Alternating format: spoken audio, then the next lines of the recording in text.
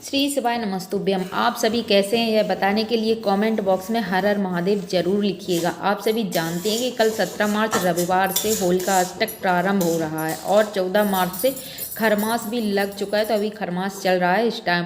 अब आप सोचेंगे खरमास तो अभी जनवरी में ही समाप्त हुआ है, लेकिन हम आपको बता दें कि जब सूर्य धनु राशि में जाते हैं तब भी खरमास लगता है और जब मीन राशि में जाते हैं तब भी खरमास प्रारंभ होता है। तो आज के इस वीडियो में हम जानेंगे खरमास प्लस होलिका अष्टक में हमें क्या क्या सावधानियां रखनी है। कई बार आपने देखा होगा कि ये कार्ड की शुरुआत तो हमने बहुत अच्छे से की थी, लेकिन फिर हमारा काम बिगड़ जाता है। परंतु चैनल पर आप पहली बार आए हैं, वीडियो हमारा पहली बार देख रहे हैं और अगर आपको वीडियो थोड़ा भी लाभप्रद लगे तो वीडियो को लाइक और शेयर ज़रूर कर देना। और चैनल अगर अभी तक सब्सक्राइब नहीं किया है तो चैनल को सब्सक्राइब ज़रूर कर लेना। हाँ, आपने सुना होगा कि जब खरमास का होलिका अष्टक जब लगता है तब सभी मांगलिक कार्य बंद हो जाते हैं। ऐसा क्यों होता है? तो आज सबसे पहले हम इसको जान लेते हैं। होलिका अष्टक के दौरान जो होली के ग्रह ठीक उग्र हो 10 जाते दिन हैं, पहले जो सब ही ग्रह शुरू हो उग्र और क्रोधित हो जाते हैं तो आपका कोई भी कार्य अच्छा नहीं होता है और साथ ही नकारात्मक शक्तियाँ इस टाइम बहुत ज़्यादा शक्तिशाली हो जाती हैं वातावरण में। ऐसे के चलते जो शुभ मांगलिक कार्य हैं वो नहीं होते हैं, बंद कर दिए जाते हैं, उन पर रोक लगा दी जाती है। अब जो कि खरमास के साथ ही होलिका अष्टक 14 मार्च से खरमास प्रारंभ हुआ है और 17 मार्च कल से होलिका अष्टक लग रहा है और 25 मार्च को होलिका अष्टक समाप्त हो जाएगा। और जो खरमास है वो कई लोग बता रहे हैं कि 13 अप्रैल या अब जो खरमास होता है तो उसमें कुछ विशेष कार्य नहीं किए जाते हैं। जैसे मैं आपको बता दूं, होलिका अष्टक अलग चीज़ें बहुत ज़्यादा नकारात्मक ऊर्जा वातावरण में इस टाइम हो जाती है, तो उस समय भी कुछ विशेष कार्य नहीं किए जाते हैं। अपने बच्चों के प्रति आपको बहुत ज़्यादा सचेत रहना है। बच्चों का इस टाइम बहुत ज़्यादा ध्यान रखना होता है।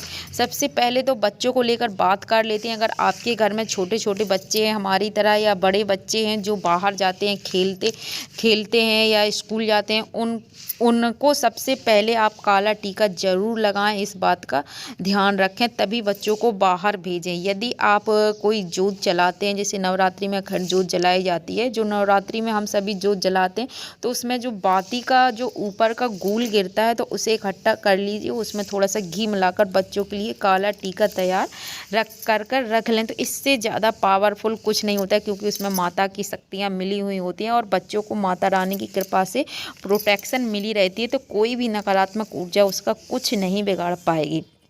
दूसरी बात कर लें, अगर आपका बच्चा घर से बाहर जाता है और कहीं पैर रख दे तो खरमास में टोना टोटका बढ़ जाता है। ये आप सभी भी जानते हैं। कुछ लोग अपने अच्छे के लिए भी करते हैं, कोई बीमारी के चलते उसारा कर देता है और चौराहे पर फेंक देते हैं, तो कई बार हमारा पैर जाने अनजाने उस पर पड़ जाता है। देखिए, कुछ लोग बोलते हैं इससे कुछ नहीं होता है, लेकिन हमें अपनी सुरक्षा करने में हमारा क्या ही बिगड़ जाता है। इसमें बहुत ज़्यादा कोई खर्चा विशेष तो होता है, थोड़ी बहुत सावधानी है जो हमें अपनी रख लेनी चाहिए, क्योंकि बड़े पुराने जो वृद्ध लोग हैं, बूढ़े हैं, दादी नानी हैं, तो वो इस तरह की बातें बताती रहती हैं।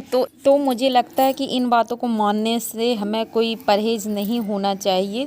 तो हमें ऐसे में क्या करना है कि पैर में काला धागा जरूर बांधना है, साथ ही बच्चे को काला टीका लगाकर ही बाहर भेजें। छोटे बच्चे हैं तो उनके हाथ में राई काले कपड़े में बांधकर लपेटकर बांध दें। माना जाता है कि जो राई होती है तो वो नकारात्मक जो ऊर्जा होती है तो उसको पास नहीं आने देती हैं। और वैसे भी जब नज़र दोष या कोई दोष है, अगर राई से ही करते हैं तो राई उसके हाथ में रहेगी तो उसे कोई भी कुछ नज़र दोष भी नहीं लगता है बच्चे को। तो और दूसरी बात, इस टाइम पे अगर आप घर के बाहर कपड़े सुखाते हैं धूप में, तो शाम होने से पहले, सूर्यास्त होने से पहले बच्चों के कपड़े उठा लेने चाहिए। तो ऐसा तो सभी के घर में, सभी के जो मम्मी है, दादी है, वो बताती रहती हैं कि बच्चों के कपड़े हमें रात्रि में बाहर खुले में नहीं छोड़ना होता है, क्योंकि रात्रि में जो नकारात्मक ऊर्जाएं होती हैं तो वो बहुत ज़्यादा बढ़ जाती हैं। तो सूर्यास्त होने से पहले, तो अगर रोज़ाना नहीं करते हैं आप तो लेकिन होलिका अष्टक के दौरान यह ज़रूर करना चाहिए कि बच्चों के कपड़े हैं जो खुले में हमें बिल्कुल भी नहीं छोड़ना है। रात्रि होने से पहले उनको उतार कर हमें रख लेना है। अब अगर आप कोई नया व्रत उठा रही हैं तो खरमास समाप्त होने दें, 13 अप्रैल के बाद ही कोई नया व्रत आप उठा सकती हैं, कोई दिक्कत की बात नहीं है। अगर कोई पूजा पाठ का सामान ख़त्म हो गया है तो आप बिल्कुल उसे खरीद कर ला सकते हैं, लेकिन कोई बड़ा अनुष्ठान या व्रत वगैरह इस टाइम खरमास में शुरू नहीं किया जाता है, नहीं किया जाता। रोज़ की पूजा की जाती है, नवरात्रि की पूजा सभी करते हैं, कर सकते हैं, इसमें कोई दिक्कत की बात नहीं है। अगर आप नवरात्रि का व्रत उठा रहे हैं तो नए व्रत की शुरुआत खरमास में बिल्कुल भी ना करें। जिनकी नई नई शादी हुई है और जिनको मायके जाना है तो होलिका अष्टक से पहले ही उन लोगों को चले जाना चाहिए। यह तो सभी बड़े बूढ़े आपके घर में बताते हैं, हम सभी के घर में बताते हैं कि होलिका अष्टक से पहले ही हमें चले जाना चाहिए। होलिका लगने के बाद मायके जाना शुभ नहीं माना जाता है। अगर नहीं जा पाए किसी कारणवश तो अपना सामान एक दिन पहले ही किसी और के यहाँ रखवा दीजिए, इसके बाद जा सकते हैं, कोई दिक्कत नहीं है। लेकिन जो बहनें जिनकी डिलीवरी हुई है अभी इस टाइम उनके छोटे बच्चे हैं तो आप अपना घर छोड़कर कहीं भी बिल्कुल भी मत जाइएगा, क्योंकि खरमास के दौरान जाना बिल्कुल भी शुभ नहीं माना जाता है। अब जान लेते हैं खरमास के दौरान हमें क्या विशेष रूप से करना चाहिए और क्या नहीं करना चाहिए। तो खरमास में सूर्य देव की पूजा जरूर करना चाहिए, नाम जप करना चाहिए, दान पुण्य करना चाहिए। तो सूर्य देव को जो जल समर्पित डेली जरूर करें। तांबे के लोटा में जल भर लें, उसमें रोली और लाल रंग का फूल और शक्कर चावल डालकर सूर्यदेव को अर्पण करने से बहुत ही शांति मिलती है, सुख समृद्धि घर की बढ़ती है। इस टाइम जब खरमास चल रहा है तो सोना चांदी बिल्कुल भी ना खरीदें, नए बर्तन की खरीदारी बिल्कुल नहीं करनी चाहिए। और सबसे ज़्यादा ज़रूरी बात कि नई झाड़ू खरमास के महीने में बिल्कुल भी नहीं खरीदना चाहिए।